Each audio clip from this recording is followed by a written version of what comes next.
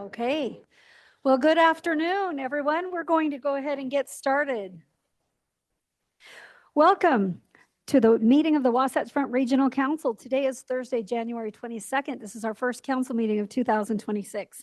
It's just after 1:30, a couple minutes after, and we want to thank you for being here for our first meeting of the year. We've got some new council members here, and we're excited about that. These members have been regular attendees for a long time, but they've officially been appointed to the council from their COGs, and we want to welcome Mayor Sherry Bingham of Hooper and Mayor Lauren Palmer of Harriman and Mayor Tammy Tran of Kaysville, officially joining the council today. Welcome to all of you, and thank you for being here. All right, let's do introductions real quick. We'll start over here with Rosie, and we'll go around the table. We'll do the gallery, and then we'll do online. Go ahead.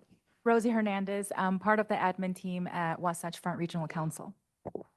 Jordan Chandler, also part of the admin team at Wasatch Front Regional Council. Tyler Vincent, Box Elder County. Jason Brown, Envision Utah.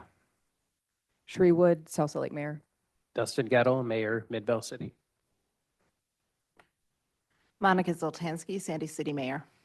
Christy Overson, Taylorsville Mayor. Lauren Palmer, Mayor in Harriman. Dan Dugan, Salt Lake City Council. Beth Holbrook, Utah Transit Authority. Andrea Pearson, part of WFRC's admin team. I'm Andrew Gruber, Executive Director here at the Wasatch Front Regional Council. Welcome. Bob Stevens in Davis County. Mark Shepard, Clearfield City. Tammy Tran, Kaysville City. Carlton Christensen with the Utah Transit Authority. Sherry Bingham, Hooper City Mayor. Carlos Braceras, UDOT. Erin Mendenhall, Salt Lake City Mayor. Marisa Manzione, Tooele City Mayor. Byron Head, WFRC staff in the Community and Economic Development Group. Meg Pageant, Community and Economic Development Director, WFRC staff. Ted Knowlton, WFRC Chief Planner, Deputy Director. Ivan Marrero, Federal Highway Administration. George Johnner, Long Range Planning Group, WFRC. Roger Borganick, Utahns for Better Transportation. Val Potter, Senator John Curtis's office. Nicole Bordeaux, UTA. John A. Nardone, WFRC. Lauren Littlefield, Salt Lake County. Beth Colosimo, Office of Regional Development, Salt Lake County. Brandon Ripien with Ogden City Planning. Ben Hewitt, UDOT. Spencer Colley, Community Development, South Salt Lake. Ben Withrich, Wasatch Front, Short Range Planning. Miranda Jones-Cox, Government Affairs, WFRC. Ryan Meekum, Sandy City. Samantha DeSealhorst, Wasatch Front Regional Council. Edwin Glass, WFRC. Susie Swim, WFRC. Marsha White, WFRC. Hugh Van Wagenen, WFRC. Chrissy Dahlberg, WFRC.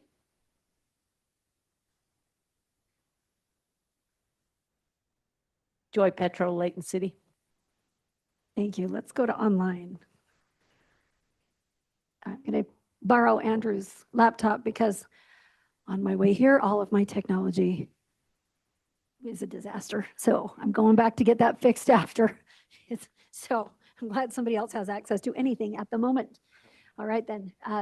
I'll just call out a couple people at a time, have you just introduce yourselves. We'll have Mayor Benyon and then Scott Wardle. Galen Benyon, Mayor Cottonwood Heights. Scott Wardle, Tooele County Council.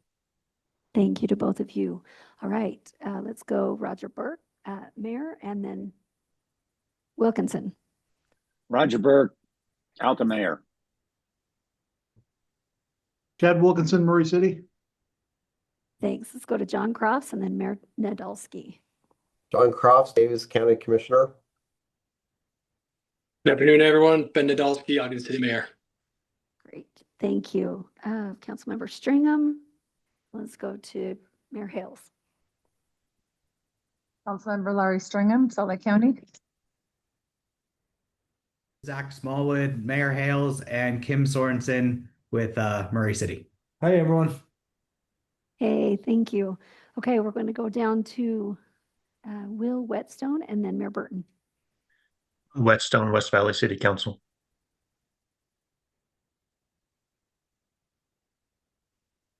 Thank you, Mayor Burton. Are you able to introduce yourself? I think Mayor Burton is driving, so maybe we'll give him a pass. Or riding a bike, maybe, riding a bike, excuse me. He probably is. Let's keep him safe. Dirk Burton is the mayor of West Jordan City, and we welcome you. And before you and go. and Mayor Burton is a person who does not need any introduction. Indeed. And before you go to Mayor, before you go to Commissioner Blocker, I believe Commissioner Blocker is joining us from an airplane, and so she doesn't violate FAA rules. Okay, We'll please don't do that acknowledge either. her. Oh, there she is. Okay. Thank you. Eileen Blocker. Okay. Awesome. Thank you, Commissioner and Mayor. And we're going to go down Dave Mon, Mike Newton, and Jeannie Groberg. Dave Mon, Syracuse City Mayor. Mike Newton, Morgan County Commissioner.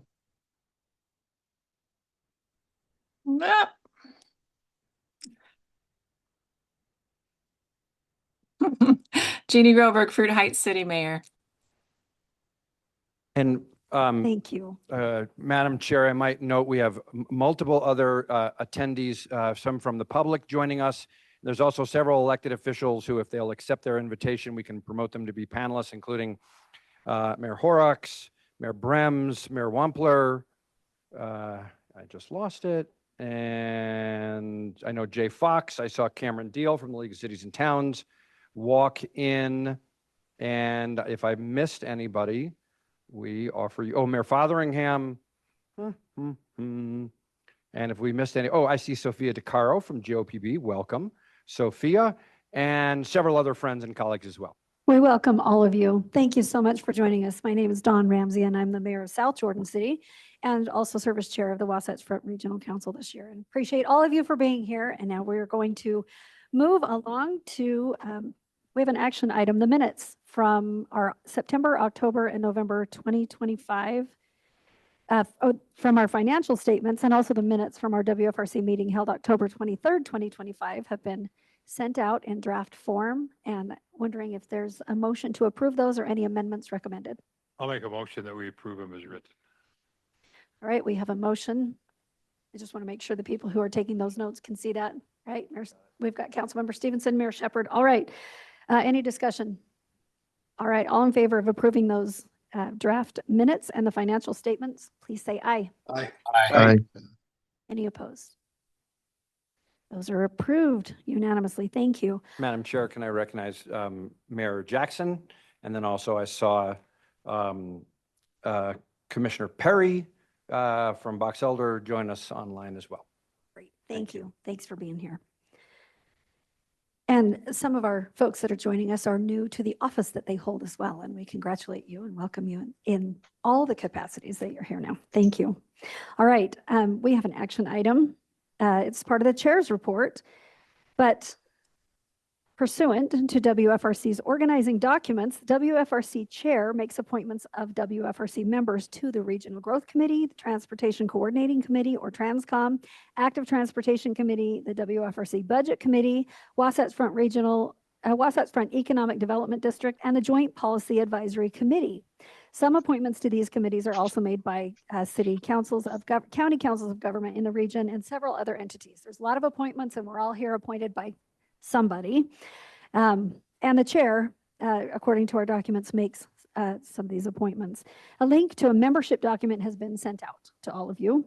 And it's also being put in the Zoom chat for those of you online. And it lists the proposed chair, vice chair, members, and alternates of Wasatch Front Regional Council and these committees that I've listed off. And it also shows you the membership by each county.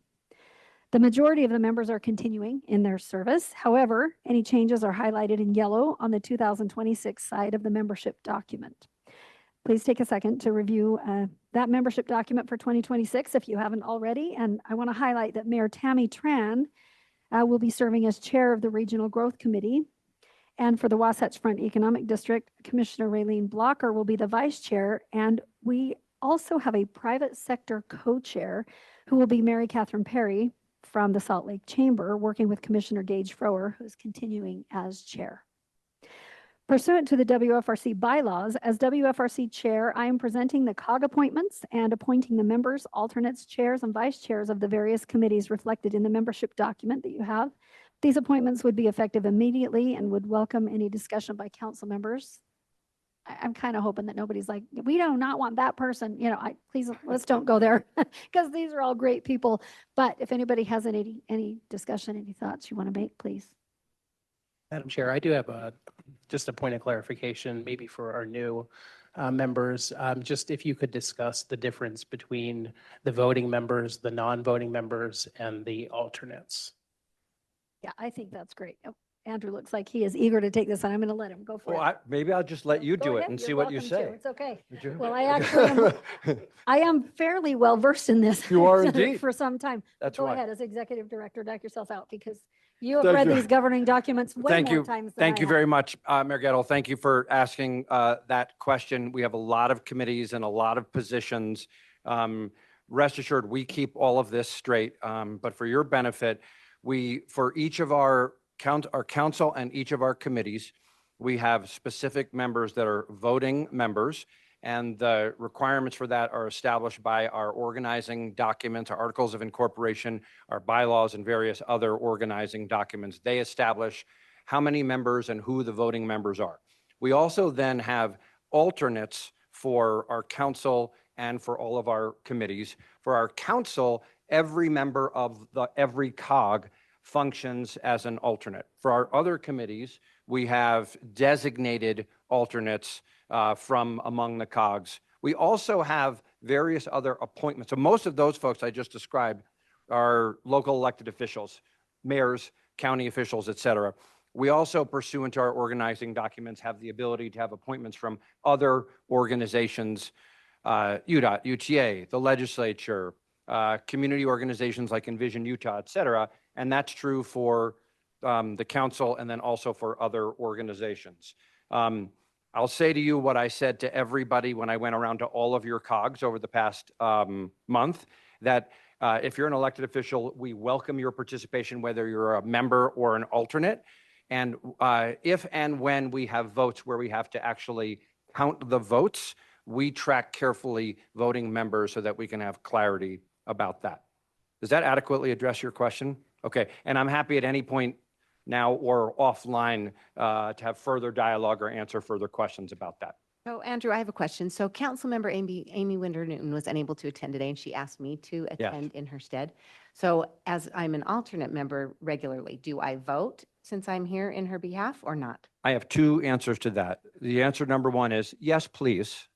Answer number two is we'll see what happens today, but usually at WFRC, our votes are unanimous and we just do them by a voice vote. So if you're not sure whether you're an alternate or a voting member, you can speak and say yes or no. And again, if we ever needed to do an actual counting of the votes, we would handle that with more specificity. Usually it's unanimous, but not always. We have had to do that just in the last couple of years. We've done that. And we really do try to follow these. That's a great question. And we do want people, especially people who are new to the council, people listening, we want people to make sure that they know how this works, right? If you've agreed to be part of it, we want you to understand what you've gotten into and how it works, which predates all of us according to how these documents were created. So yeah. Yes, one more quick one. Alternates on WFRC, are we allowed to make motions and or amendments, anything like that? I've made motions in the past. No one has told me not to do that. Correct on both counts, Mayor. So you're testing my recollection of Robert's Rules of Order. My understand, this is where Mayor Ramsey might correct me. My understanding is that a member or an alternate can make a motion. Whether offering an amendment is kosher for a non-voting member is a question that I don't have an answer to at this moment, but you're prompting me to make sure I go back and do my research. Thank you. Or we can hope it never happens. That's up to all of you. Off the top of my head, if you were making an amendment to a motion, I don't think protocol is that direction, but we can look into it to make sure that we have that right. Yeah. Okay. Any other questions about it? Nope. Madam Chair, if you're ready to accept a nomination, I'll say that we accept the appointees of the Wasatch Front Regional Council and the committees as presented. Okay, thank you. We have a motion. Is there a second? We have a second. Any additional discussion to this? There's a lot of names from all over the whole region and a few moving parts and a few that stay the same. Include the financial reports, to approving the financial reports as well. Oh, Or did we thank already you. do that? We did. Yeah, we did. We got those. Thank you, though. Thank you. Okay, we have a motion and a second. If there's no discussion, all in favor of approving the slate for 2026, please say aye. Aye. Aye. Any opposed? Congratulations, you all just got busier. That's great. Yeah, we appreciate it. And I want to welcome Mayor Wilson, Salt Lake County Mayor Wilson, who's joined us. Thank you for being here. And thank you all for your willingness to do this work, to take this extra time. This is important work that is part of what we do in our city and county roles, but also this is important for all of us for the greater good. And I appreciate that this team comes together and puts in the extra time, the extra work to make sure that collectively we're all working to get the future right. So this is well done. Thank you. Okay, item 2B, we've got the 2026 state legislative session and congressional preview. As you know, the session has started. And first we're going to hear, but I'm looking around. I don't see him. Is he joining us online? Senator Harper and Representative DeFay are both online from the Great. Capitol. Excellent. We appreciate that. Appreciate them taking their time to be here with us today. We're going to hear briefly from Senator Wayne Harper and Representative Ariel DeFay on some of the key themes and priorities for this session.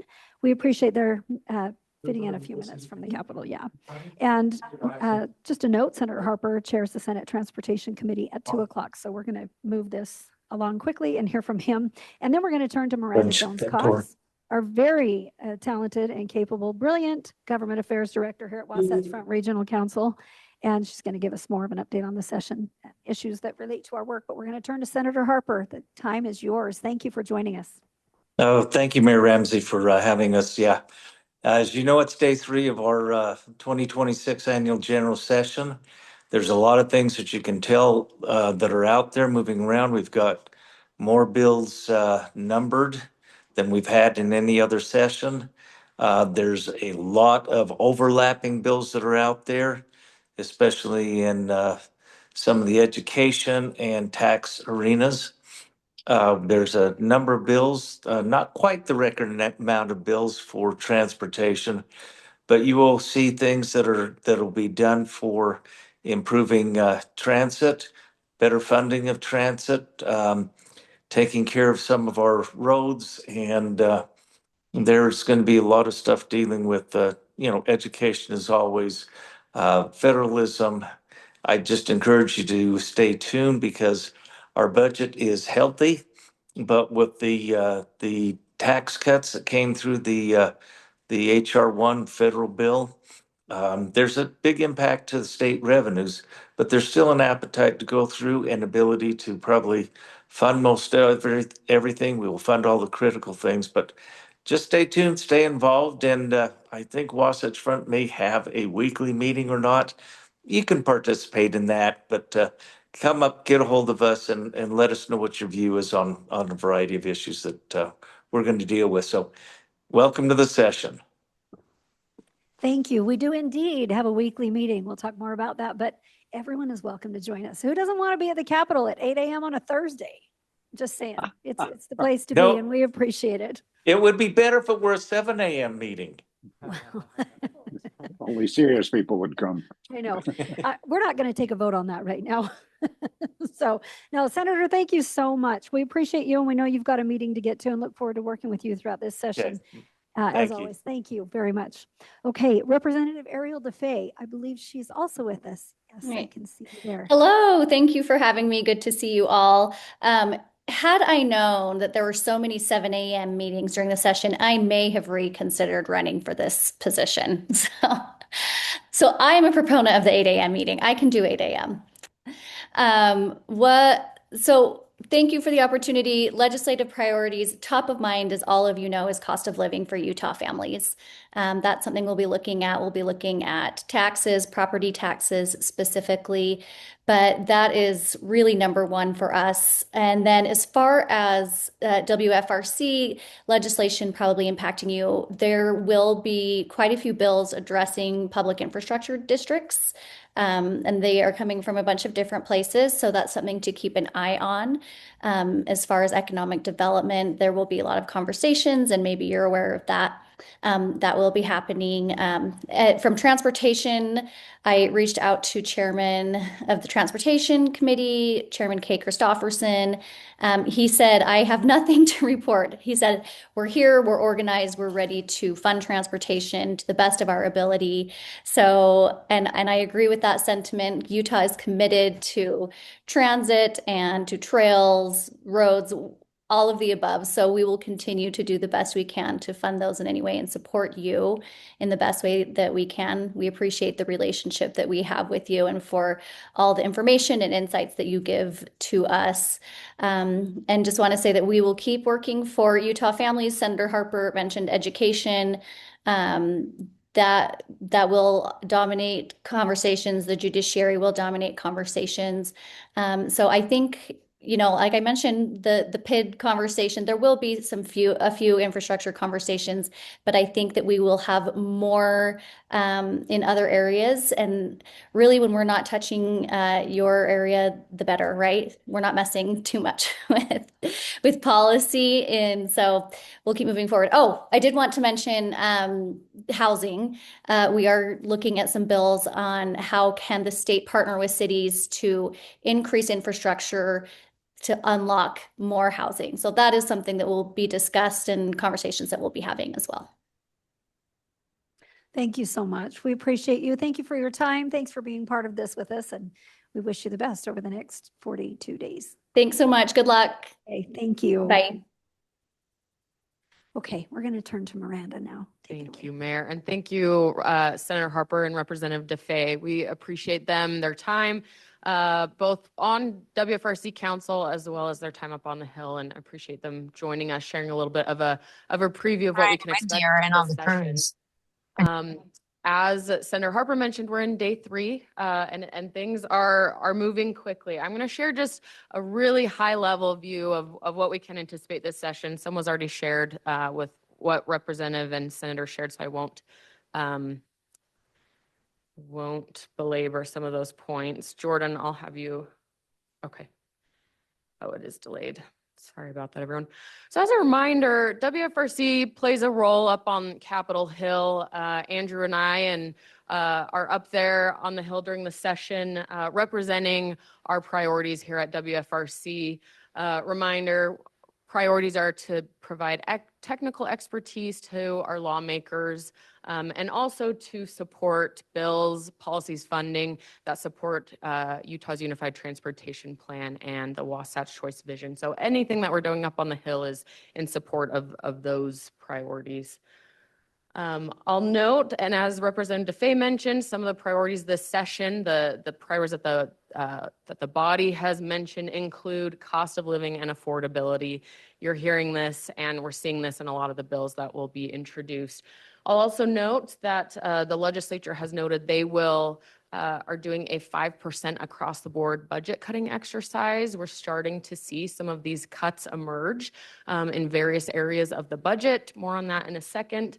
But as Senator Harper mentioned, this is based on a tighter budget year than the legislature has seen, again, over these past few years as the economy is feeling those strains. I'll note, sorry, things got twisted a little around in my slides. I'll note that the House and Senate leadership, minority and majority, have released specific proposals for this legislative session. You'll note a few here related to transportation, including supporting multimodal transportation, further developing transit options, first and last mile mobility, linking all parts of the state through active transportation. There's also the House mentioned specific road projects that have just been completed, like the completion of Mountain View Corridor, the Bangerter Highway interchanges, and saying how important these projects are, and that we should continue to move forward on investing in transportation. So continues to be a priority across the board for the caucuses. I'll touch briefly on what we're hearing. There are a number of bills that are numbered. There are a number of bills that aren't numbered, but that we anticipate them being numbered shortly. And here are some key topics for you to be aware of. One, housing program reorganization.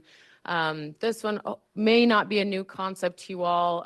Pulling on all of the various housing programs across the state, including various state agencies, putting it in one place at the Governor's Office of Economic Opportunity to streamline those housing programs. Number two, Representative DeFay mentioned this, regional infrastructure funding to further unlock housing units, meaning providing regional infrastructure investment. And so we still are looking forward to seeing where that ultimately ends up and how that could be helpful for our local communities. But I think the League has also been sharing, and UAC has shared some of what they've been hearing on this as well. Transportation utility fee, or a TUF. This proposal has been brought up for the past several years. I think this will be the third year. Transportation utility fees can currently be imposed in municipalities and are imposed in some municipalities. There was a Supreme Court ruling several years ago saying that it is indeed a fee. As a reminder, this TUF proposal would put some guardrails around a TUF and basically say, here's what a city would need to do to impose a TUF to ensure that it is streamlined, that it is reasonable, and that it really would protect a city from any further challenges to that transportation utility fee. A few other items, some that you may have heard of. The Speaker of the House and Representative Cal Roberts have been very vocal and forward with a proposal about a reduction to the gas tax to provide taxpayers relief at the pump. And in order to offset that impact to transportation revenues would be eliminating certain subsidies for oil producers and refiners that they currently have subsidies on. So again, the intention here would be for this to be revenue neutral, not impacting the transportation fund. But that's one thing that, folks should be aware of moving forward. We have not seen the proposal on this yet, but again, that is our hope as well, is for this one to be revenue neutral.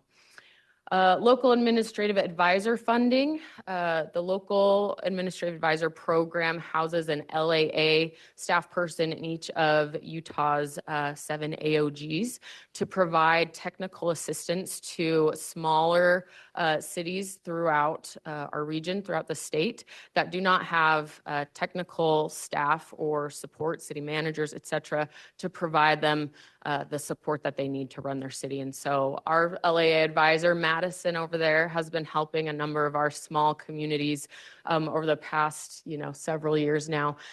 Really appreciate her work. Unfortunately, last year there was some funding cut to this program. We're looking for that funding to be restored. The League, the other AOGs, of course, are all very supportive of this as well.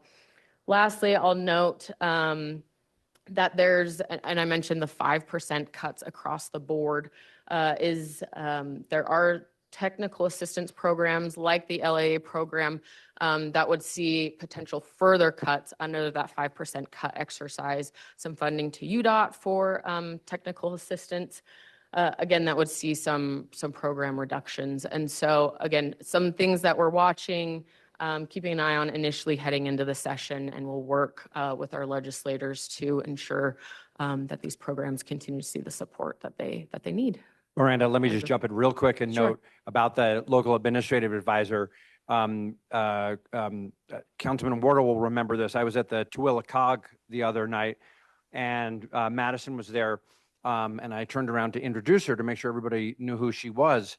And I kid you not, several of the mayors from the smallest communities in Tooele County literally started cheering because they were so happy to get the support. Mayor, you remember this as well. They really literally started cheering and such appreciation for having assistance through this program. There's a lot of value to the LAA and then also generally to the technical assistance that we're happy to be able to provide to communities. So these are ones are small dollar value, but they're really, really important. We'll be working on them. Yeah, thanks, Andrew. I'll note, I mentioned these legislative priorities. I'll also note the governor's budget, which was included. Carlos, I don't know if there's anything you'd like to add from the executive branch's perspective as it relates to the session or priorities. Feel free to jump in if you'd like. No, okay. There's a lot going on. Yeah, thank you. I'll note that while we don't have the chance to get into a lot of detail right now during council meeting, we do have our weekly meetings. We also have a number of resources on our website that we hope you'll utilize, like our bill tracker, our weekly legislative updates that come out every week during the session, and then regularly throughout the year, our appropriations tracker, et cetera. So hope you're following along to those. Jordan, if you wouldn't mind going to the bill tracker, part of the point of our Thursday morning meetings in which our council members are invited to, as well as some of our other committee chairs and transportation partners, are to take positions on the bills in our tracker. You should have all had the link to this and hopefully been able to give it a scan, but if not, we'll just quickly kind of roll through. I'll note that most of the positions in here are fairly neutral or TBD at the moment because we still need more information on what a lot of these bills are, especially as we're only a few days here into the session. And so right now, all of the staff recommended positions are there, and we'll hope to get into more detail at our next meeting next week to dig into the details on some of these pieces of legislation. So Mayor Ramsey, I'll turn it back to you. Miranda, thank you. This represents countless hours of work that have taken place by a lot of good folks here. And we appreciate you always leading the charge and making sure that we really know what's going on. So I do need to ask for a motion and a second to endorse the recommended legislative positions in the bill tracker, which, as you saw, are almost all TBD at this point because it's only day 3 and there will be plenty that comes out, and we'll talk a lot about that, especially at our weekly legislative meetings that start next week at 8 a.m. on Thursday morning at the Capitol in the Senate building. And just a little spoiler, next week we'll have the Senate President and the Speaker of the House joining us for that 8 a.m. meeting to talk about their priorities. So with that, there's not a lot to necessarily vote on, but we do need to ask for a motion and a second, and we'll take a vote to see where we stand on ratifying our positions currently on the bill tracker. Mayor, can I just emphasize, Miranda said, on the positions, we work very closely with the League of Cities and Towns, the Association of Counties, UDOT, UTA, and key partners. This is part of our convening role, that we want to make sure that we're in a consistent position with our partners as we're working on legislation and particularly taking positions. We'll have lots of opportunities to discuss it. And if you don't want to attend the 8 a.m. meeting in person, you can always join it online. But there's no shortage of opportunities to be able to participate in this if you choose, if you'd like them. We'd love to hear from you. Anyway, I'm going to ask if there's a motion to endorse the recommended legislative positions in the bill tracker.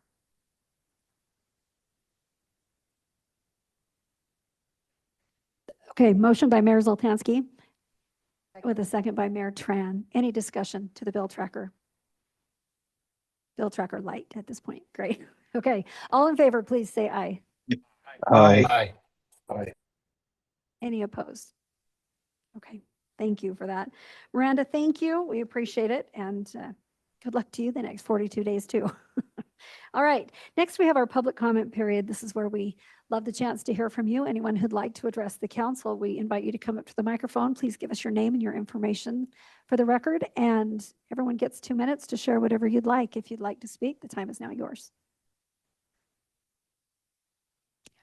Okay, I'm not seeing anyone here in person jumping up to speak. And there's no one online. Okay. All right, we'll close the public comment period and move on.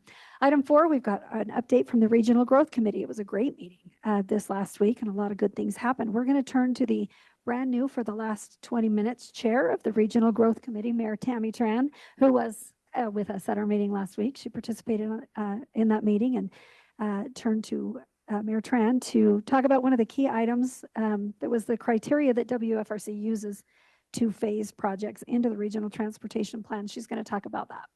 Okay, thank you. One of the key items was the criteria that WFRC uses to phase the projects in the regional transportation plan. And I'll invite Ted Knowlton to give us a brief update. Thank you. Mayor, thank you. And dear council, it's great to be with you this afternoon. Mayor Tran, I'm excited to work with you. Now, this sounds nerdly and wonky, but it's kind of important. Sometimes both can happen. So the regional transportation plan process is a 4-year process. And we are in year 3. The first year, let's get the ideas out on the table.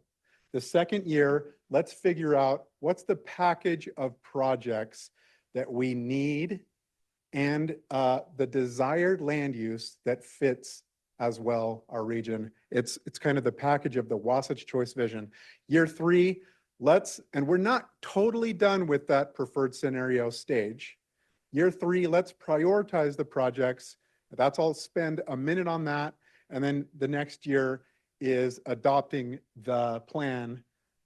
When we talk about prioritizing, we use this word phasing, and that just means into 10-year buckets. You can see these 3 10-year buckets. When we talk about phasing, we talk about 2 things.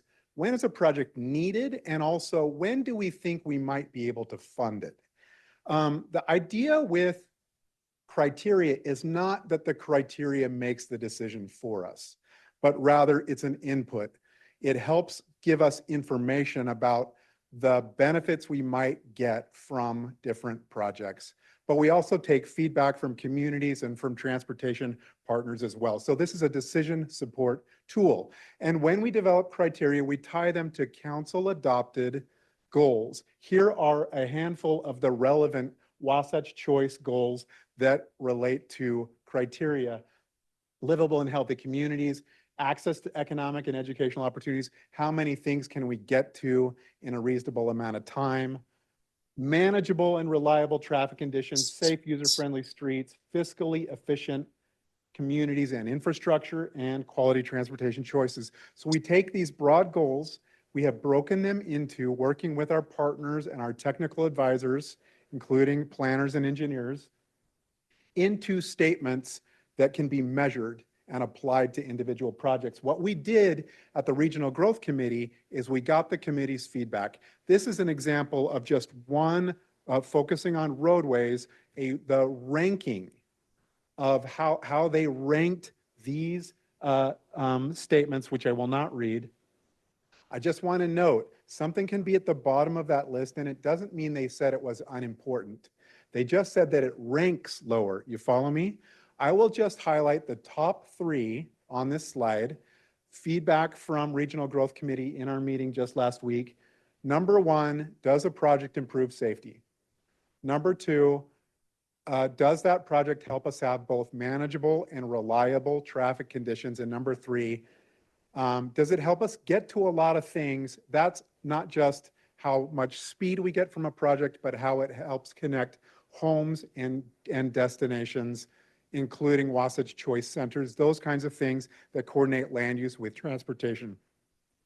That's a quick overview, just to give you a taste of both what phasing is, how it's used, and the input from the Regional Growth Committee on phasing. And so, Mayor Tran, that's a quick update on what happened last week with regard to the phasing conversation. Thank you so much. So we have had tremendous progress that's been made by communities in our region over the past year to develop our station area plans. We've talked a lot about those. Last week, the Regional Growth Committee reviewed the final plans from 2025 and is making recommendations to the council today to certify 18 of those plans in 6 cities. And so I will turn the mic over to Meg and Byron to provide some more details on that.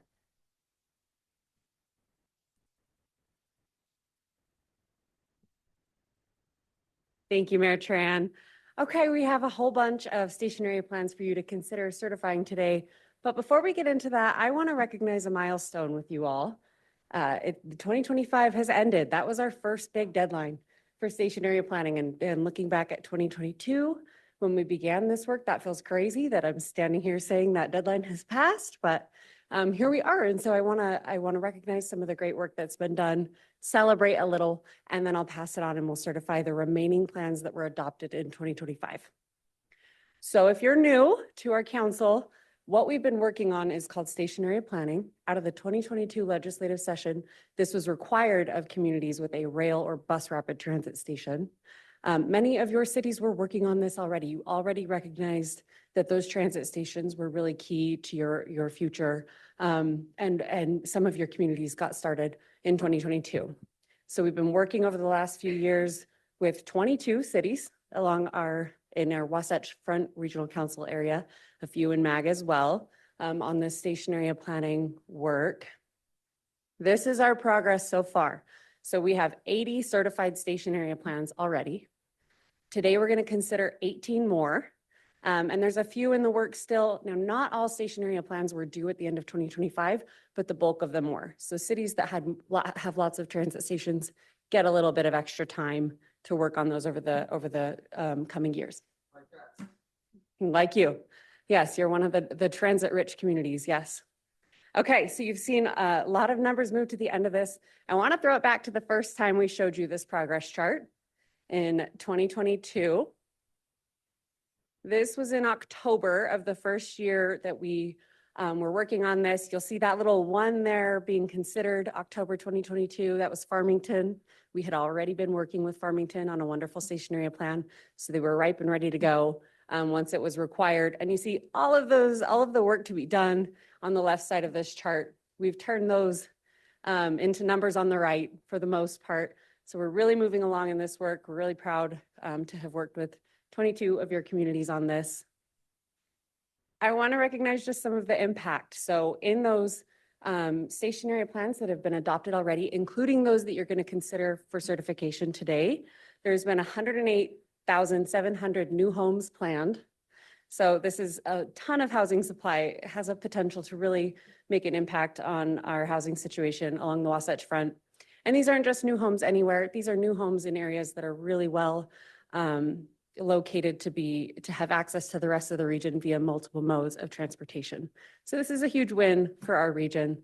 We're really happy to see this number. We just made it over 100,000. So this is really wonderful progress. Meg, can I interject for just a second? Of course.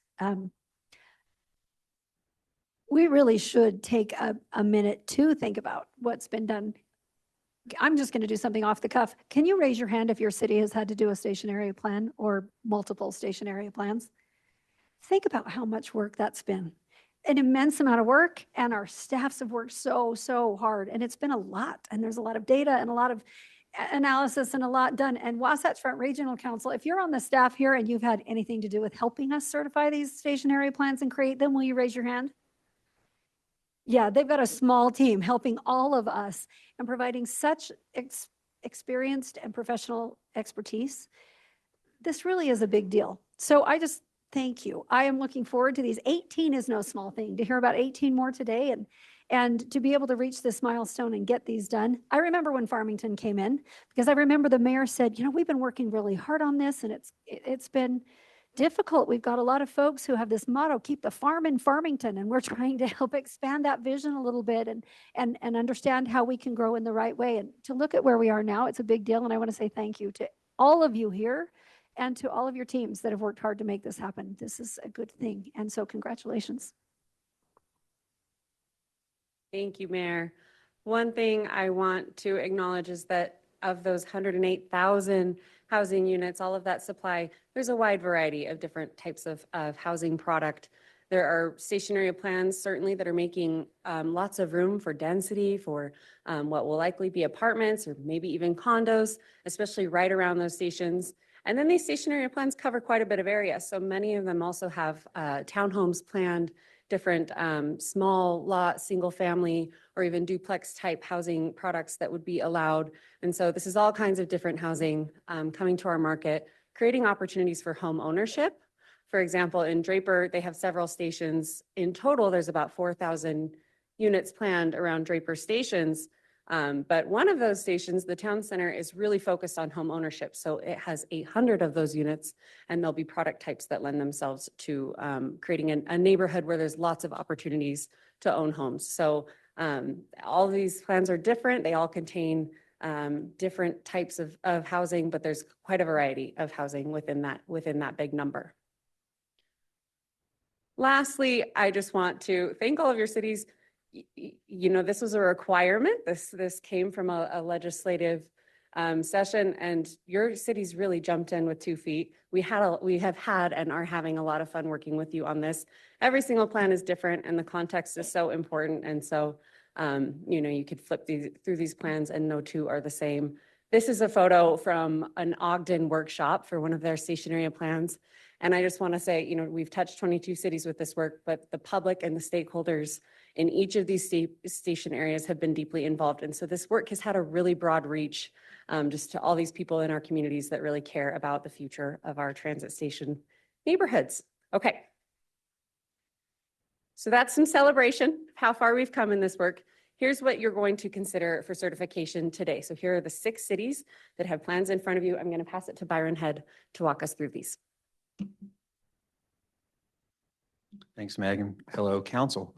Yeah, so we'll do the first 4 are cities that have new plans to consider, and then the last 2 are cities that have resolutions of impracticability. In the legislation that was passed in 2022, there was a recognition that not every station area has the conditions that support a new plan and new development around. So that was another kind of example of flexibility built into this legislation that we'll talk about later. But first, let's go to Ogden, our neighbors to the north. For the front runner station, the city has already been doing a lot of work prior to the passage of HB 462. They completed 3 plans, and they've continued to do that work in that station area through today. So they have submitted a resolution of prior actions for the front runner station, but then for the OGX stations on the southeast side of town, newer transit line, the city was doing their general plan, and they really wanted to do a good planning effort for this area after the passage of HB 462. So we have a new plan here. The northern 2 cities in this corridor are not on the Weber State campus. The southern 3 are. So the city focused a lot of its attention on the northern 2 station areas here. We're joined online by Mayor Nadolski, I believe. I would like to turn to him now for any comments he may have. Thank you. Appreciate the opportunity to speak to this, but also the opportunity to check in online. We've got some really fun opportunities here. I'm at the airport here in Ogden speaking about transportation. But I just wanted to say what this effort has meant to us. First, you know, to me and to other municipal leaders, but also to our community and to our staff. Oftentimes we find ourselves in these political positions, and there's a lot of pressure, and pressure often is placed on projects. And if you really think about it, projects are really hard to put in place when you don't have a proper plan or proper systems. And for me, and as in our former government as a CEO, this has been a huge help to put into place, because we've needed this kind of planning and to have this kind of system in place. But from our staff perspective, and on their behalf, I just want to say that we could never have done this if we didn't have help from our friends and our partners at not just at WFRC, but also every one of you guys that are around the table to help make this tool a possibility. So just tagging in on Mayor Ramsey's comments, this is I just want to say on behalf of Ogden City, thank you to every single one of you that made this possible. And frankly, on behalf of the residents in Ogden, it was mentioned just a little bit about the outreach. The input that we got from people and the engagement was really, really amazing. This is the kind of work and the kind of engagement that people in our city have been hungry for. And we've seen a ton of support and drive and energy around having this kind of forward-thinking planning and ensuring that transit and transportation are front-loaded in our future. Because if we don't manage growth, growth will manage us. And so I just want to thank everybody for making that possible on behalf of our city, our staff, and our people. Thanks, Mayor. I also want to recognize Brandon Rippian, who's the project manager from the city on this plan. He's here with us today, so thank you for your work, Brandon.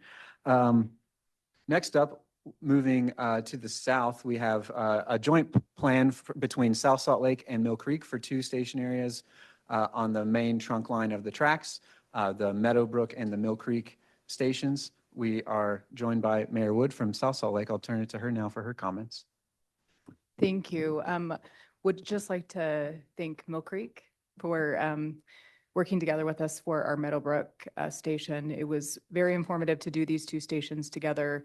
For all the city staff that helped, Mill Creek staff for helping, and then we just had a lot of public input, which was exciting. And one thing that came from it is just our need for senior housing and being able to address that in this corridor. Thanks, Mayor. I'd also like to recognize Spencer from the city, who's the PM and is with us today as well.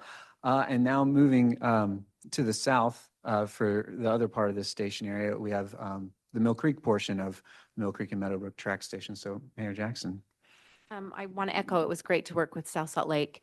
This is an area that is seeing a lot of change. It's been largely industrial, and we're seeing those properties changing and becoming more residential. So working on this for infrastructure improvements and things that can support those changing uses has been, it's very important.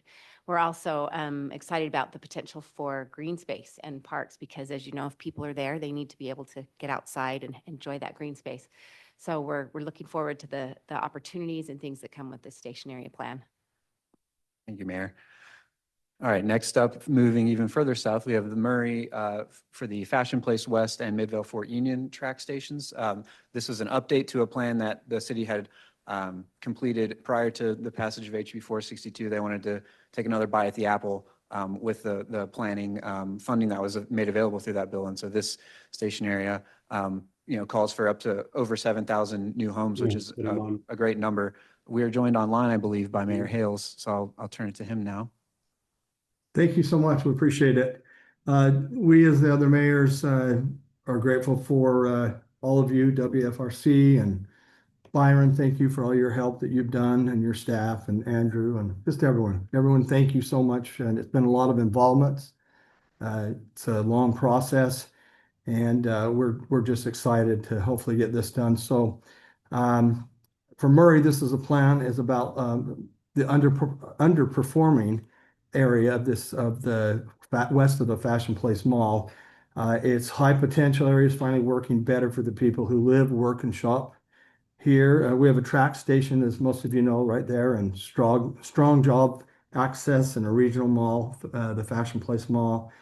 And it's just kind of an area that's really not open to the public, really. And we are excited to be able to get more involved in this. And the surrounding area hasn't been designed in quite a while. And so this will be something that will be a blessing to the residents and also the businesses. And that's really it. We're just psyched to be able to do this, and grateful for all of your help. And hopefully we'll be able to move forward on this and bring this area together. It's right next to the mall, but it's so separate because it's along I-215 and all that. So it's going to be a great opportunity to connect these areas. Great. Thank you, Mayor. Did you have a comment, Mayor Gettle? Yeah, I just wanted to say, Midvale has 3 approved station area plans, 6 square miles. So you do the math, about every 2 miles, we have a station area plan that's been approved. But we've also worked with West Jordan on a station area plan that touches our east-west border, and we worked with Murray on a station area plan that touches our north-south border. So a tiny community like Midvale of 36,000 people. Again, we have 3 of our own station area plans and have collaborated with 2 other cities on 2 other ones. So we're pretty proud of that work, but also that work couldn't have been done without the WFRC staff. So we thank you very much for that. Mayor, that is not a tiny city. That is a right-sized city, just like Clearfield, just saying. Yeah, and as Mayor Gettle alluded to, Murray did work with Midvale on this station area plan, and we are expecting to see Midvale come for certification at our next meeting, but they've already met their required quota for 4 in 2025, so we'll be seeing them again soon. All right, and now we have a resolutions of impracticability. We have 2 cities bringing, I believe, 7 of these. First is Bountiful. They have just a sliver you can see circled on the northeast part of the station area. It's across I-250 or I-15 from the station, and is just really not feasible for a station area plan. And then Salt Lake City has 6 station area plans or station areas that we're considering today. First being the airport. It's an airport. It's not really, designed for housing or other, typical opportunities. Byron, before you move off of the airport, let me just quick interject a point here. I'll say something that I'll bet Cameron Deal is thinking and several others. When this legislation was passed, there was an intensive negotiation with the legislators and all the stakeholders about striking an appropriate balance between the state requiring something, mandating something to happen, while respecting the local knowledge and local prerogatives. And in fact, Nick Norris, I don't know if Nick's here, Nick's raising his hand there. He said, and Mayor, you'll remember this as well, we're not going to have housing around at the airport. It does not make sense for us to be required to do a station area plan. That is impracticable. And so that concept was integrated into the very design of the bill. And it's just one example of an involved legislative process where good partnership and collaboration occurred between state broad goals, resources provided to help the communities do this work, but then also respecting the local prerogatives and knowledge about what's best in your local communities. And I know that we try to encourage this type of policy making as we go forward. Thanks, Andrew. Yeah, so moving on from the airport, we also have River Trail. This is a station that's actually located in West Valley, and the portion that's in Salt Lake City is largely cut off from the station by State Route 201 and the Jordan River. So again, makes sense for this one to be impracticable. We have the stadium station, which is on the border of the University of Utah campus. So about half of the station area falls outside of the city's local land use authority, and about the other half is in 2 different historical districts where development is much more difficult. And then what's left is a cemetery. Finally, we have the 3 end stations of the Red Line, which are University South Campus, Fort Douglas, and University Medical Center, again, largely or almost completely on this campus of the University of Utah, and so therefore not subject to the zoning regulations of the city. So in a way. So that is the 6 cities that we have for you today. Staff have communicated with the UTA staff, and they're in support of all these certifications. So I'll now turn it back to Mayor Tran. Thank you so much. It's been so interesting for me over the last 5 years to just understand how complicated all of this is and how much collaboration and communication and planning it takes to make these things happen. And they're fantastic. So given that, I would like to make a motion to certify the station area plans, resolutions of impracticability, and resolutions of prior actions of the cities for the cities of Ogden, South Salt Lake, Mill Creek, Murray, Bountiful, and Salt Lake City. Thank you. We have a motion. Is there a second? Second. A motion and a second. Any discussion to this? All right, all in favor of approving this, please say aye. Aye. Aye. Any opposed? Awesome. That is awesome. Congratulations, everybody, and thank you for all your good work. Thank you. Okay, before we move on really quickly, I want to welcome Mayor Baroker of Riverton and Mayor Burton of West Jordan, who have both joined us at this meeting in person. Yeah, thank you. Okay, that's everything, right, from regional growth? Excellent, thank you. We'll move on to item 5. We've got our Transportation Coordinating Committee. We'll turn to Mayor Mark Shepard for that. Well, thank you, Madam Chairman. We've got 2 items today. One's the first is the opportunity to ask questions about the project notifications approved by Transcom at our November meeting. And then we'll have the opportunity to take action on some recently requested board modifications. And I'm going to turn the time over to Ben Withrich to take care of this. Thank you, Mayor. So this is one of the highlights of this meeting is the opportunity to be able to talk about the Transportation Improvement Program. or as it's more commonly known, the TIP. And this is maybe one of your highlights as well. But in this program, as we discuss the amendments to the 2026-2031 Transportation Improvement Program, as the mayor mentioned, or well, to remind us in the Transportation Improvement Program that it is the program that implements the long-range plan. That's the highway, that's the transit, that's active transportation projects. The TIP has the projects that actually have funding programmed for it. The TIP also helps us meet the short-range needs along the Wasatch Front, and it provides for the maintenance of our existing transportation system. So the mayor alluded that back in November, Transcom had a board modification before them.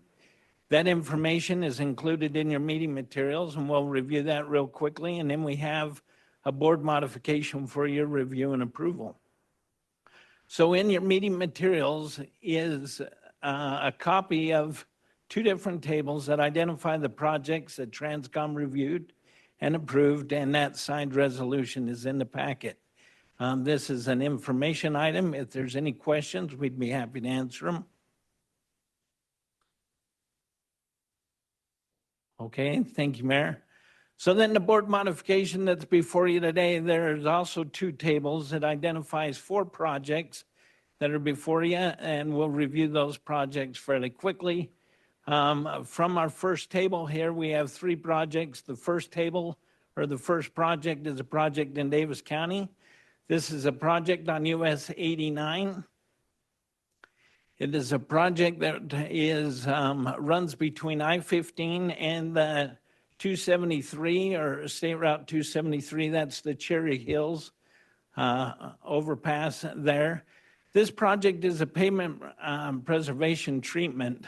It'll address not only on the main line, but also the ramps in both directions. This is a new project to the Transportation Improvement Program. The desire of the department is that this work take place before the work on I-15 begins, when the traffic patterns will change and the demand for this facility in good condition. This is a new project costing an estimated $3.6 million, and it's being funded with the UDOT Region 1 Transportation Solution Program funds. The next project that we had to look at is a project in Weber County. This is a UDOT request. This is a project that was approved back in 2021. This is on I-15. There at the interchange of 5600 South. It'll reconfigure the interchange as well as do some reconstruction on I-15, and then widen 5600 South going west down to 3600 West, or SR 108. The work on this project has been moving along. The work actually started in 2024 and is about 90% completed. The main line, or the work on I-15, is pretty much completed, and the work on 5600 will complete later this summer. The request for these additional funds is for right-of-way as well as utility cost. There's no change in the scope of the project. The additional funds being requested is $24 million, making our total project cost a little more than $393 million. And these funds are coming from the State Transportation Investment Funds. The next project that we have is a project in Salt Lake. This is a request from UDOT. This is down on U-111 or 7300 West. This is a new construction project. This will run from the Harriman Boulevard to the South Jordan Parkway. And I think our clicker is stopped.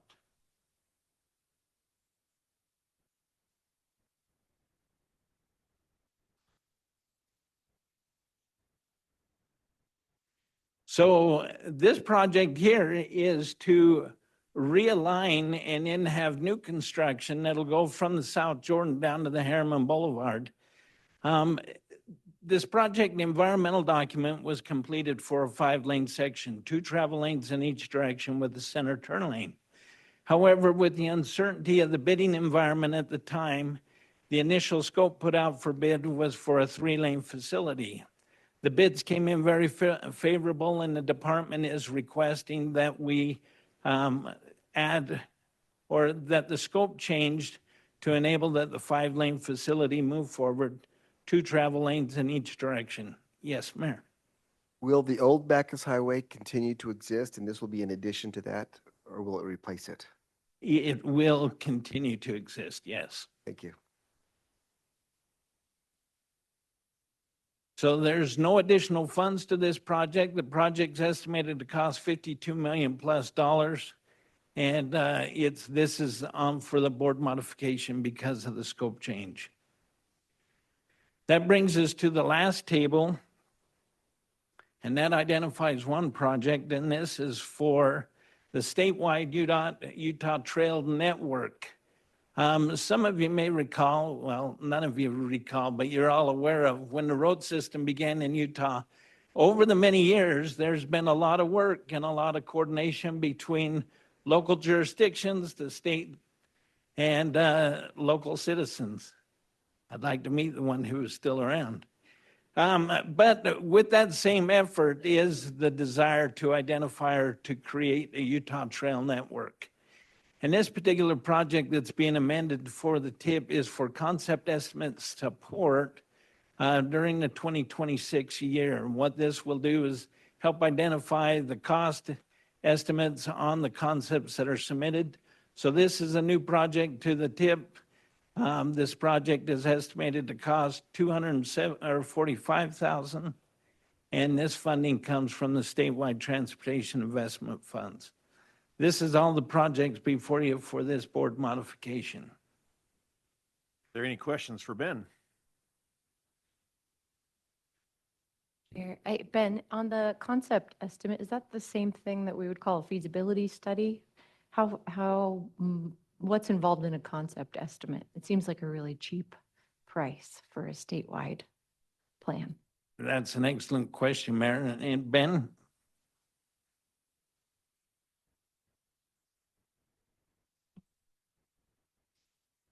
Thanks, Ben Hewitt from UDOT. So this funding, so we actually have a governor's budget request in for an additional person in our trails division to do design and concept estimating as we do our next programming cycle.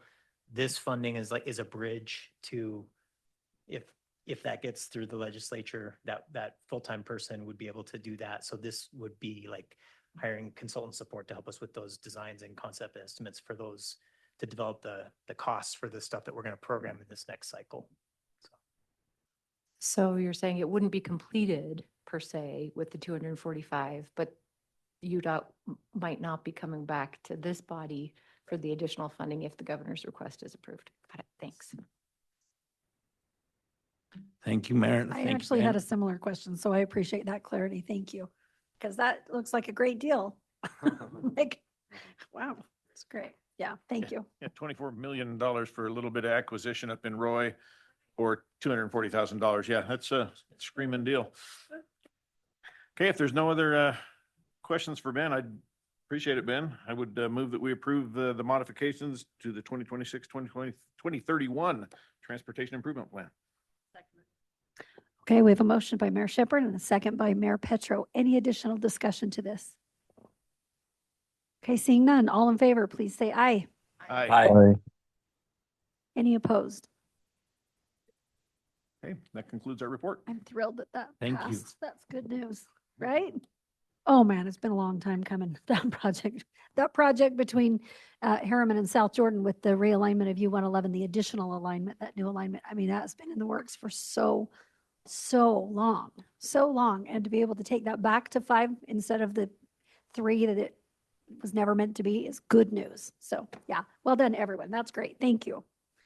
Okay, next. I think that's it, right? That's it. Thank you. Next, we're going to go to our Wasatch Front Economic Development District. We're going to turn to Commissioner Gage Froer, who I believe is joining us online for that.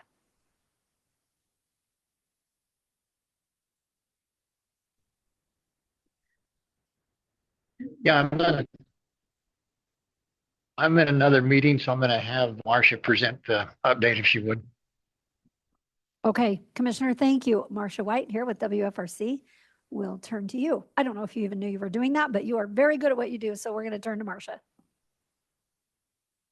Well, thanks for letting me be here really quick. Commissioner Flohr, thank you for letting me step in. We had our last meeting of the year in December, and it concluded with making sure that we, the economic development district, understands what the regional transportation plan is and all the things that it's doing and how the RTP can actually support economic development. So we were excited to learn a little bit more about the regional transportation plan, as well as Carlton Christensen has left, but Trustee Christensen also joined us from the Utah Transit Authority and talked a little bit about the value of what UTA is bringing to Utah, not just in terms of ridership, but also in terms of how that impacts our economic growth and what they're doing around there in areas like the S line. And we just heard about the station area plan around the OGX. So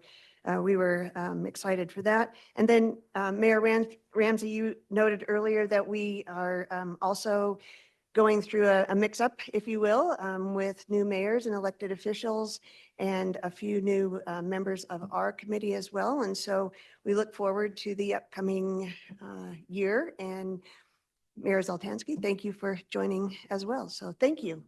That's it. Anything else, Commissioner? That's great. Thank you so much. Thank you. All right, next item is our executive director report. We're excited. We'll turn to Andrew for that. Okay, thank you very much, Chair, Mayor. I actually have several things that I want to share with you. I'm going to tick through these briefly. The first is about the Olympics, the 2034 Olympics coming to Utah, focused in Salt Lake City and around so many communities in our region. You know, we're 3,000 days out. We just celebrated the milestone for that in December. And many of you are thinking about transportation and the Olympics. And I want to share with you that the Olympic Organizing Committee has established a transportation working group that's being led by UDOT, and it includes Wasatch Front Regional Council, Mountain Land Association of Governments, Utah Transit Authority, and Park City Transit. Now, I think you probably know this, but the intention is that we're not going to have new major Olympic-specific transportation projects built, okay? One of our selling points for the Olympics, that it should happen here, is that we are really ready already to host the Olympics. However, there are many projects that are needed and that are in the plans and in the programs that will serve our communities. So think about the day after the Olympics, things that we need for our communities, but they will also help us to better serve the world in 2034. So one example of that we like to note is the strategic double tracking of Front Runner. But this Olympic working group is going to be looking at the timing of some projects and if there are some adjustments that might need to be made for timing related to the Olympics. And then also, you know, the Olympics are largely going to be, from a transportation perspective, a matter of logistics. It's an operating situation needing to bring in more buses and encourage people to use transit as much as possible during the Olympics. So more to come about that Olympic working group. But if any of you have questions or thoughts or suggestions, you can share them with us, with me, Bert Granberg. Where's Bert? Oh, Bert's homesick today, I think. Bert's going to be working on that, but we welcome any comments or questions that you have as we participate in that Olympic working group. Okay. Who is serving on that working group? Or who's comprised? Yeah, so so Carlos Braceras is chairing that group with UDOT. I'm participating on it. Jay Fox from UTA, Executive Director of UTA, Michelle Carroll, the Executive Director of MAG, Mountain Land Association of Governments, the Executive Director of Park City Transit, and then there are also several legislators that are participating on that. And I'll just note, I appreciate the fact that they asked the Metropolitan Planning Organizations to be involved in that. That's an indication that it's important that there be good collaboration between state and locals on this. Could you send that out to the members so we know who to approach or who to engage with so that we have that list of names? You bet, you bet. You're actually anticipating, that's a great point, Mayor Zoltansky, that we have this just got started. And one of the things we talked about as we were just standing up this little group is communicating with stakeholders. So yes, and that's coming. Thank you. Okay. Second thing is Ivan Marrero from the Federal Highway Administration is here. We welcome him being here. Every 4 years, the U.S. Department of Transportation does a certification review of the Wasatch Front Regional Council and our partners to make sure that we are complying with federal law and best practices. That certification review is rather intensive, and it involves a lot of experts in USDOT and the Environmental Protection Agency and others. They spend several weeks reviewing materials. They're on site with us. They're interviewing us. They're looking through all of our stuff. And I'm happy to say, first of all, that we have been recertified. Hopefully that's not a surprise to anybody. But if you'll indulge me, I just want to read to you just two things that they said in their final report. WFRC, working closely with the Utah Department of Transportation, Utah Transit Authority, Federal Highway Administration, and local partners, is demonstrating continued excellence in metropolitan transportation planning and interagency coordination. The council, WFRC staff, and their partners continue to demonstrate a strong, collaborative, and data-driven approach to transportation planning, serving as a model of best practice nationally. This coordinated approach exemplifies efficient use of public funds and reduces duplication of effort across agencies. So we're really proud of that recognition. And as members of the council, I thought you'd like to know that we passed and got those accolades. We also got, thank you very much. Thank you. Thank you. We also got several recommendations for enhancements, and we welcome those as well. We'll be working on those. And if anybody wants any more detail, including the entire report, we're more than happy to share that with you.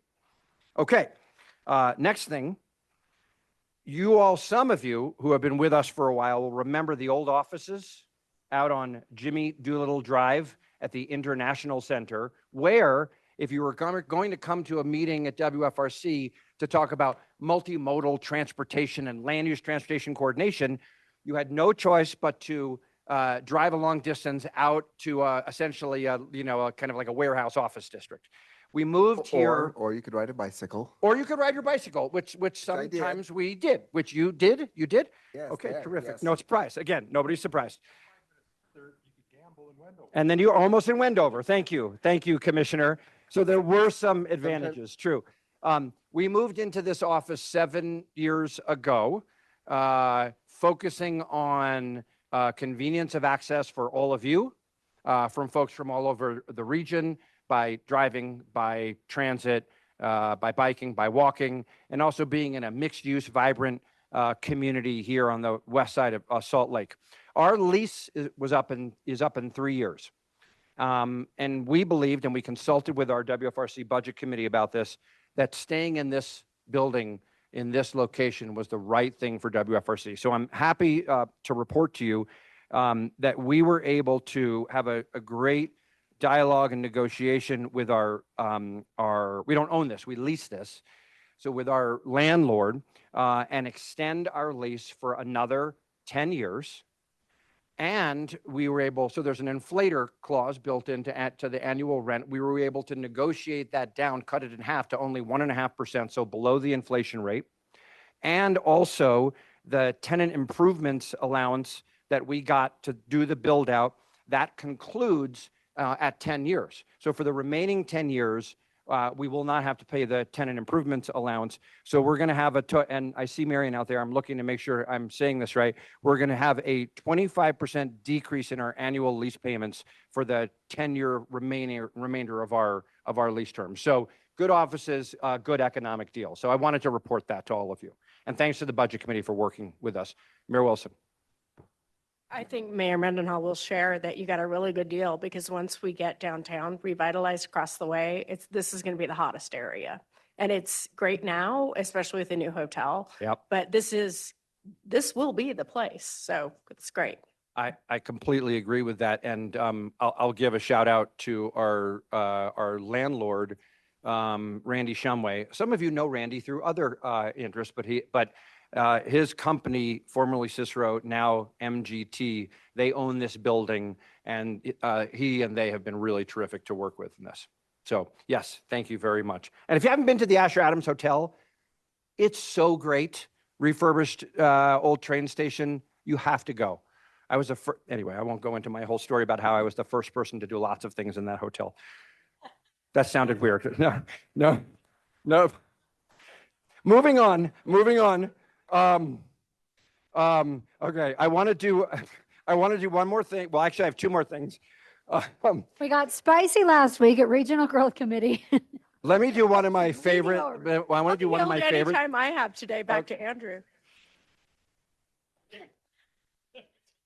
I want to do one of my favorite things and recognize one of our terrific employees, Susie Swim. Susie, where is Susie? Susie, just stand up and wave so everyone can see you. Susie Swim is celebrating her 20 years of service with WFRC. Okay, so Susie is a member of our analytics team, and she maintains our existing and future road transit network in the regional travel demand model. You don't have to understand all that, what that is, but it's the guts of the basis for all of the planning work that we do in UDOT and UTA and your communities do, working with all of your planners. And she's also the primary contact for consultants who use the model for transportation project studies.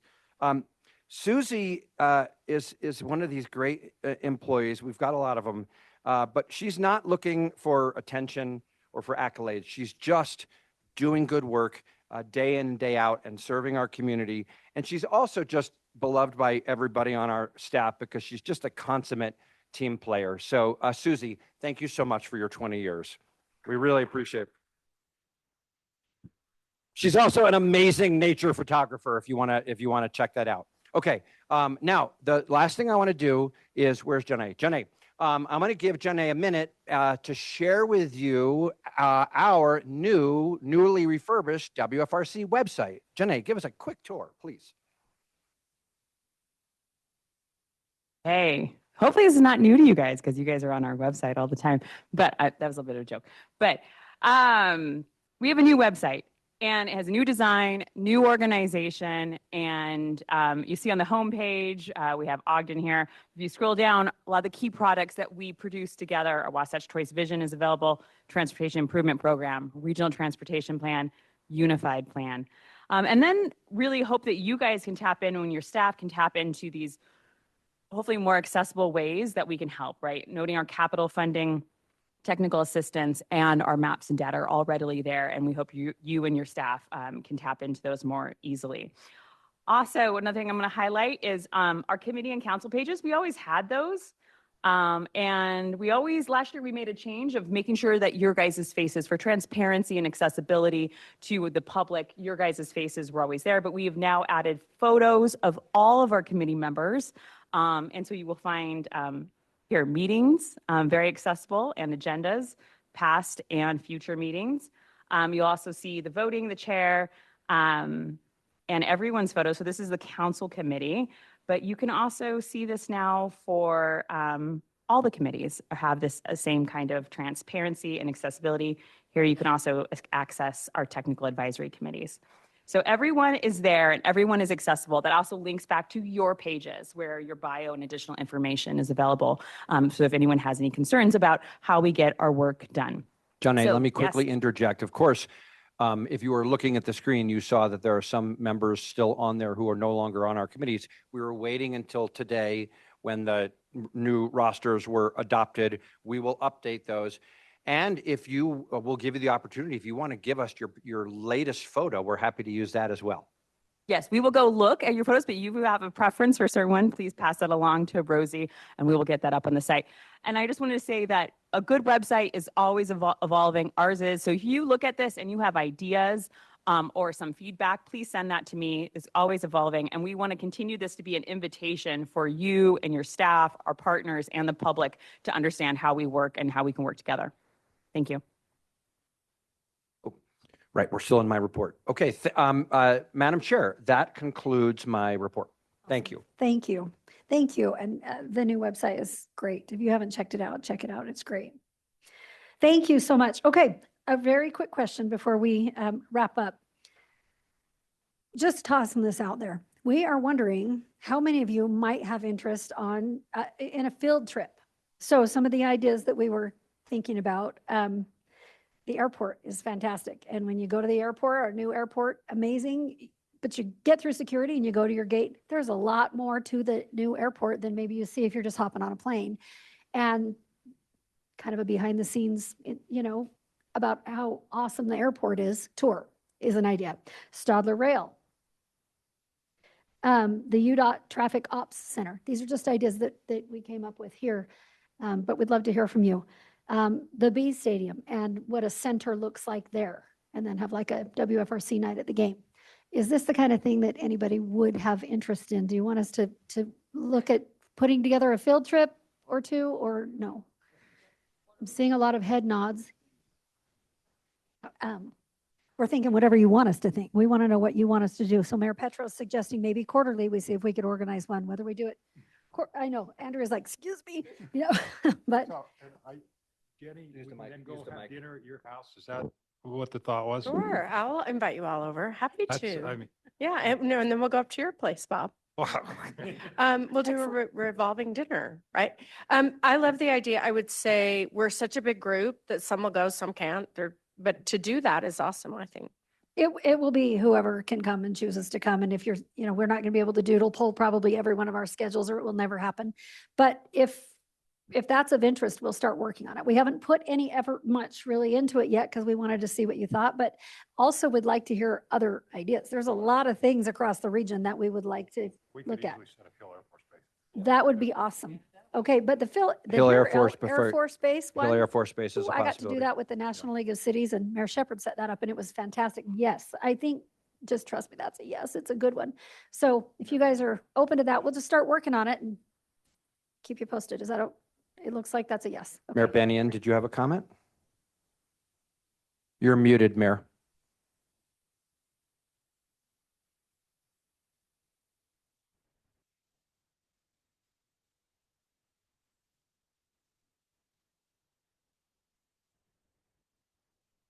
Okay, well, she's working on that. Okay. Keep thinking. And anywhere else across the entire region that comes to mind that you're like, you know what, maybe. Oh, this here is we go. something this I group would like just, to do a tour of, let us know. I would love to see our Utah Trail Network, one of those parts.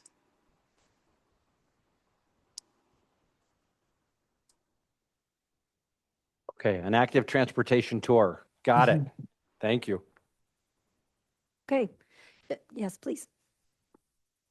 Can I bring up a separate subject?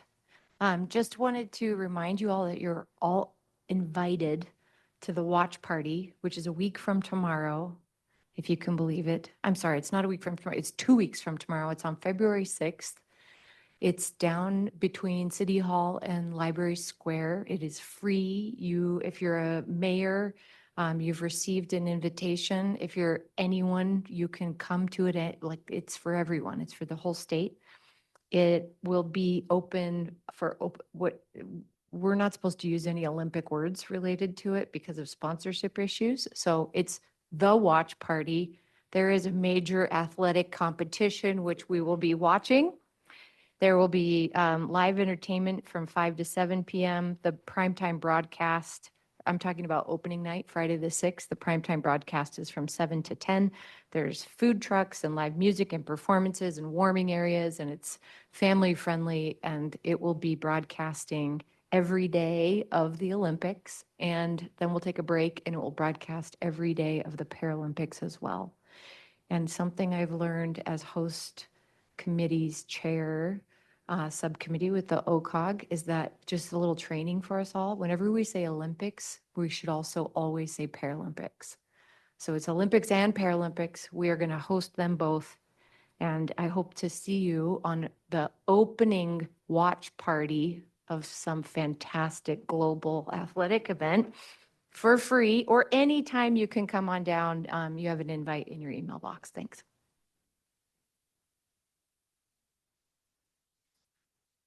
you know, a lot of us are surrounding Salt Lake City and Salt Lake County as far as that goes and I compliment you and thank you for everything that you're doing. I know this is a big haul as far as the 2034 Olympics and everything that is there, but this is really, really cool for this state and for all of us.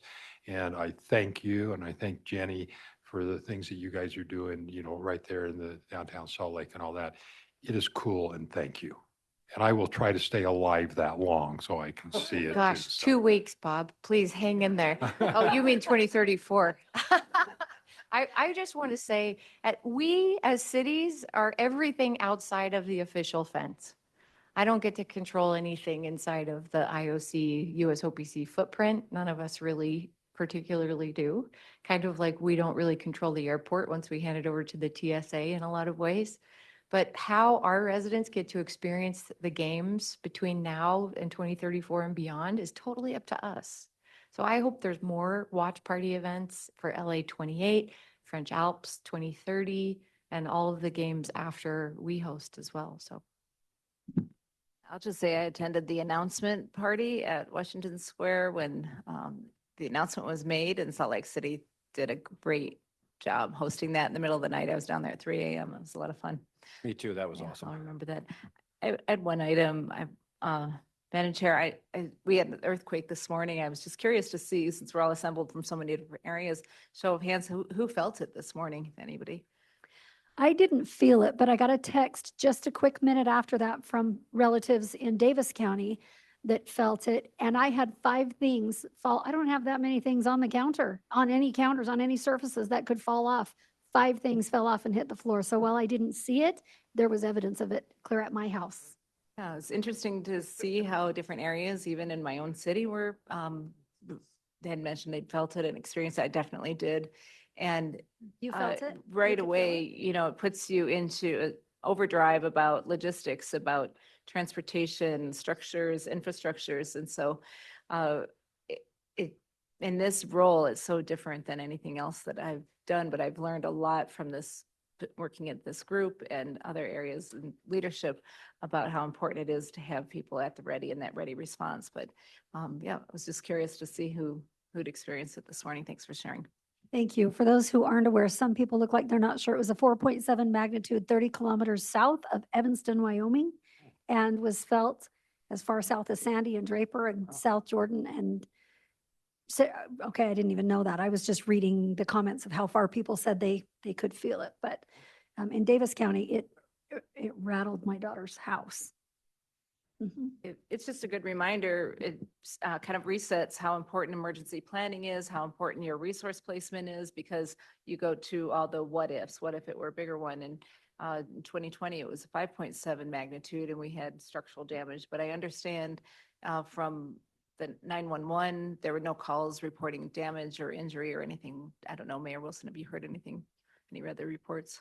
You know, I don't think it rose to the level of damage that we activated or did anything formally. So I just know what, we're reading in the news and comments through sharing information. Thank you. Thank you. Madam Okay. Chair. Okay. We'll turn to Councilmember Stringham online. I was just gonna say, we did fill it out here in Kearns. I know my house shook twice and I had a moment of like, oh no. So, because I wasn't sure where it was coming from. Having gone through the first earthquake and dealing with damage many years later, still dealing with damage now to my house. So just remind us of the importance of being prepared and understanding what we need to do to make sure our own towns, our own communities are prepared for these type of things. And also, I just want to let the Salt Lake City mayor know that my family and I and a bunch of my neighbors have already signed up to come downtown and we're looking forward to the watch parties. So thanks. Woohoo. Awesome. Thank you. Okay, Mayor Burke. If you're, excuse me, if you're looking for sites to do a tour, we can offer a tour in Alta in the summer, which I think everybody will enjoy. And wildflower season is spectacular here. We'll try to find some easy trails and some archaeological artifacts that have been recently unearthed. I guess that's the right term for archaeologists. So if you want to put us on a tentative list for July or August, we'd be happy to host it. Thank you, Mayor, so much. We always love when he hosts our Salt Lake County meetings. We're one, we all rotate and take turns. Everybody does that every summer. We're like, so Alta in June, July, August, when do we want, so we appreciate that. Thank you, Mayor. Madam Chair? Not June, not June. Too much snow on the ground in June. Just not this year. Yeah. Yeah. If you'll indulge me, there's an issue that Mayor Mendenhall and I are following and have some concerns over that definitely has an impact on our future and does impact our Wasatch Front Regional area. And that is the Trump administration's identification of a warehouse on the west side of Salt Lake City. We didn't know if this was rumor. We didn't know what was up, and we've done work to be able to confirm indeed it's a real thing. The way that it worked was Congress appropriated extensive amount of money for the building of detention centers throughout the nation. And the administration went and created what it seems to be like a outreach intermediary to find properties. And they came across a warehouse on the west side of the airport. I don't know if it's below 15 or 80 rather, or above. It's Can you north clarify? and it's the sort of the northwesternmost reach of what you might call the International Center. Slightly, it's near Amazon. Yeah. So it's a distribution warehouse. That was the purpose of the building. The mayor released a statement saying, it's not zoned for inhabiting people, and there are probably not enough bathrooms and infrastructure's not there. We are one of 7 sites in the nation that have been identified. The population that is expected to serve, or the number of people that this facility would serve, is 7,500. Now, the jail that I run with Rosie Rivera, our population right now is 2,200. And the state total corrections number is just over 6,000. So, or thereabouts. That might be a chat GPT statistic as it was flying by the seat of my pants, but thereabouts. And the jail number is accurate around 2,200. So you can imagine the scope and scale. I have concerns from a humanitarian perspective, but just from an economic development perspective, the impact of the area businesses that are warehouses, it would be significant. As one developer said to me, it's going to be hard for people to flush the toilets out there, people doing business now. So I have significant concerns, as does Mayor Mendenhall. I don't know if she wants to say anything. I wanted to share that because I had hoped that as we explored this, it would be seen as rumor, and it's not. And I don't know where this goes next, but this is an interest of the administration, and our engagement, including Wasatch Front, I would imagine will be more formalized in the weeks to come around this.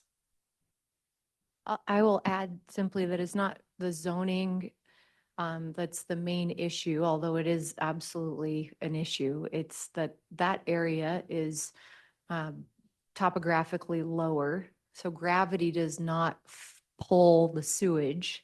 It has to be moved through a pump station that's out in that area. The entire network of wastewater system out there does not have the capacity for that many people. It was never designed that way because the zoning and the plan never envisioned that kind of a use out there. So while zoning can be overridden by federal government or even state ownership of a piece of land, these infrastructure issues are massive out there, and probably many millions of dollars. So these are realities that we don't know how they will grapple with, but as we look at other cities around the country where they're in similar processes, it seems that they're simply ignoring these facts and moving ahead.